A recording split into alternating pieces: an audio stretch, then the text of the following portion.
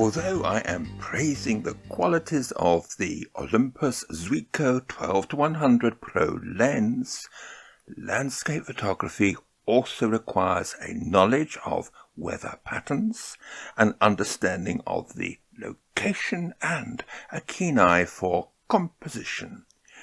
Even if you own the best camera in the world, and incidentally, I am using the OMD EM1 Mark II, without these other skills, don't fool yourself into thinking that a fantastic computerized camera will guarantee the shot.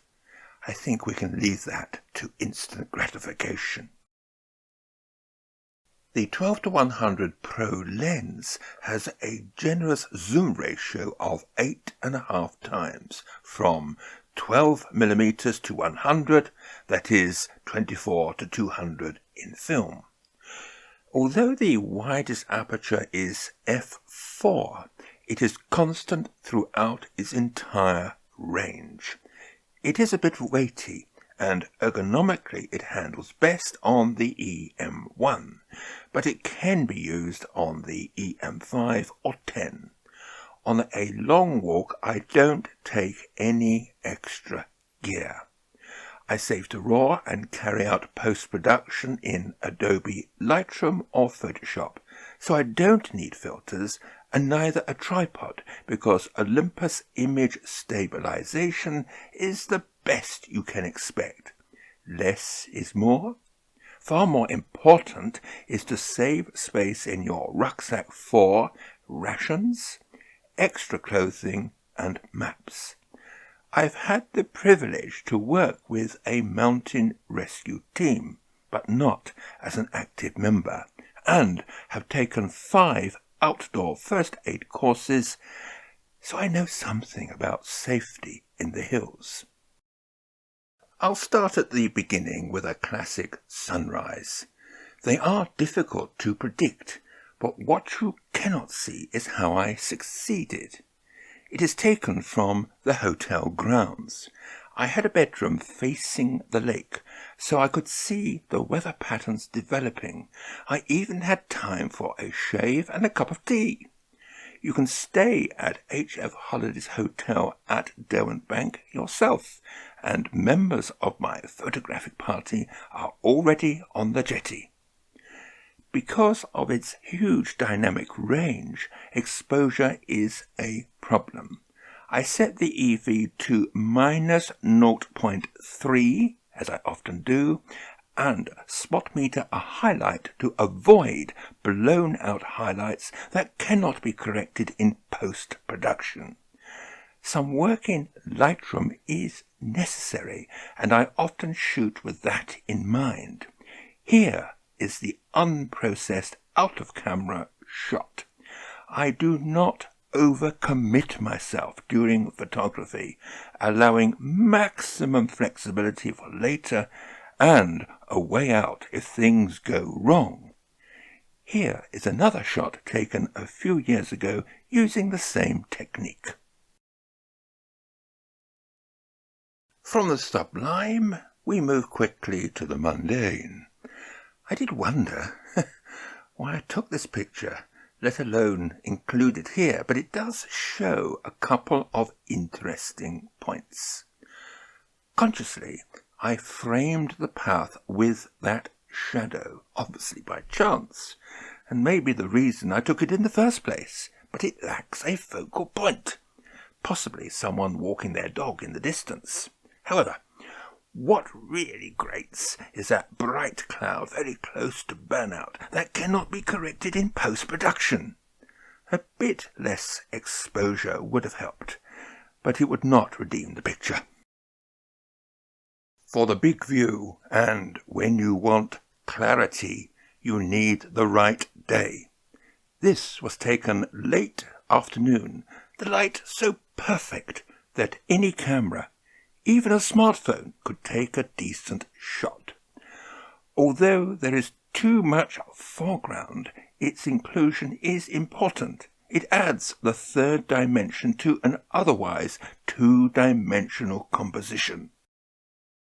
I am not adverse to atmospherics in landscapes, such as mist, but the overall prospect still needs to be clear.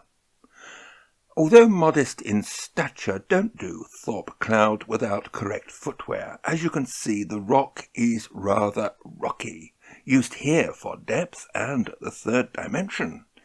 It is positioned to one side so that it doesn't dominate the scene too much.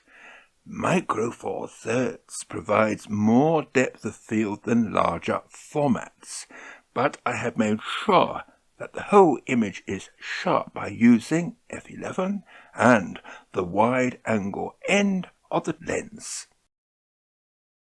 If clarity is not good, try something closer. Here, the single ray of sunlight piercing through the trees has made an uninteresting view a bit more striking. I spot metered the ray so that it retained some tone and not ending up as just a burnt-out highlight. Some cautious lightening of shadows was necessary in Lightroom. Toning down the sun would have been impossible, unless, of course, partially obscured by high cloud or mist, which we will see in the next shot. The problem when shooting directly into the sun is flare, burning it out to a pure white bleeding beyond the sun itself. A zoom lens is not the best optic. Usually, it is necessary to stop down to f16 or 22 to avoid flare, which incidentally is worse than diffraction. However, because of mist, I am able to use f11 to reduce, if not completely remove, annoying flare that would have ruined the image. This, of course, is a program about a zoom lens, but I have to say that a prime lens would have worked better. However, this shot succeeds to a large extent courtesy of weather by recognizing and working with its qualities and not just by relying on technique. With the sun's rays striking the sea, a burnt-out highlight stretching across the water would have looked plain ugly. By spot metering the sea, and with flare manageable, I used f8 to avoid diffraction, lightening dark areas in Lightroom. Later, the sun popped out from the cloud when flare caused by direct sunlight became an issue and, I'm afraid, f16 a necessity. A favourite ploy is to pop the sun behind a tree and photograph the shadows stretching towards me.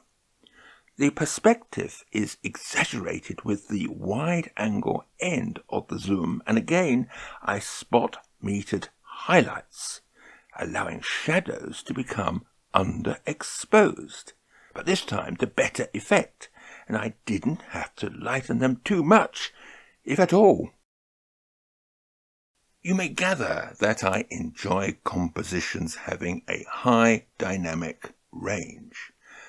Rather than HDR, I prefer the greater control using the old-fashioned method, better known as traditional.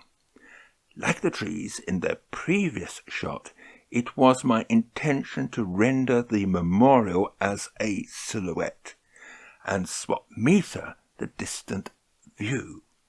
This is easy to accomplish with Olympus cameras. Provided the focusing and metering point is set to S-AF, you can half depress the shutter button to lock exposure and focusing before moving the camera to the required composition for the shot. Use manual focusing if different to metering point. Alternatively, and by using the electronic finder, take the EV down to a minus value until exposure of the distant view looks correct in the finder. One of my most memorable shoots, triumphs, if you like, was Scout Scar near Kendal, Cumbria, on the edge of the Lake District. In fact, I was leading a photographic party elsewhere in the Lake District, and because I had studied the weather forecast, I was confident that given the right location, we could get some stunning sunset shots at around 4 p.m. I had researched Scout Scar, and as it was on the way back, I was able to time our arrival precisely. The main view from Scout Scar is 180 degrees, from Morecambe Bay to the Lake District's far eastern fells, and facing west, everything was in place for a great show of light, and we weren't disappointed. Obviously, my EM1 and 12-100 Pro lens was a great help, but these views would have never worked without the right weather. I have shown the metadata, but don't treat them as a magic answer. They are only an aid. You may be surprised that I sometimes shoot on program. This should not be confused with auto, and settings like white balance and metering can still be changed. Whilst program sorts out shutter speeds and apertures automatically, if you have program plus shift, that allows the photographer to make changes. The 8.5 times zoom is perfect for landscape photography.